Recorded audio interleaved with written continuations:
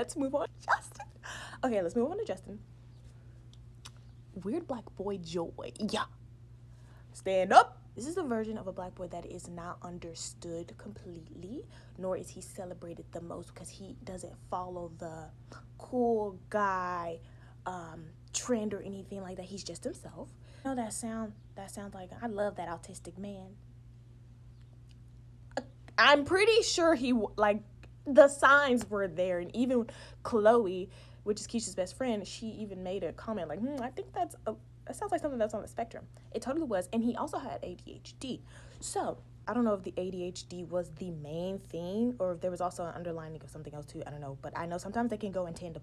So I wouldn't be surprised there. However, this is a type of person that it's either a hit or miss when it comes to any kind of relationship, romantic, platonic, even parental, because you just don't know how to deal with the personality. Sometimes you don't understand where they're coming from. Sometimes they could come off as extremely rude and like jerks because you think what they're saying is sometimes it's brash, it's frank, it's upfront, they're straight, they're not the type to beat around the bush because they don't really know how to beat around the bush. It's not in their DNA to beat around the bush. They don't know how. People with ADHD, they can hyperfixate themselves on things. It's hard for them to focus, which was properly. I love how the ADHD disability, I don't really think it's a disability. It's just something you have to live with and learn how to live with. So I don't even want to call it a disability. Let's call it his superpower because that's what he ended up calling it in his essay. So with his superpower, sometimes he hyperfixates on things, or it's just hard for him to focus on tasks a lot. So he needs a lot of structure, which thank God he had the family that could do that for him. And oh my gosh, his mother, W mom. She's such a W mom. Like, she was so accommodating.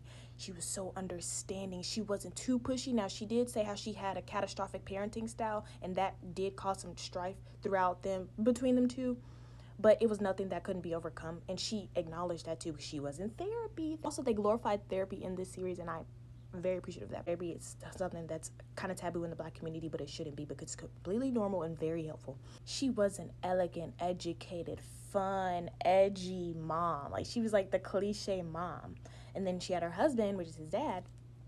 He was the cool dad. Like, he was like, it gave him the motivation that he needed, gave him the freedom that he needed when his mom was being too overbearing. Like, it was the perfect pair. Make sure he was successful, though he still struggled. He had a 2.7 GPA.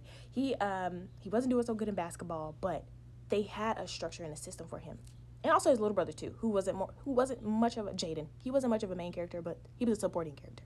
I was extremely refreshed to see that family dynamic portrayed on screen too, because you don't typically see, at least I haven't grown up, you don't typically see a full family, mom, dad, siblings, all together. You don't typically see that in the Black communities. Also, you can see how, see how important it is to have a village behind you, backing you no matter what you do, good or bad.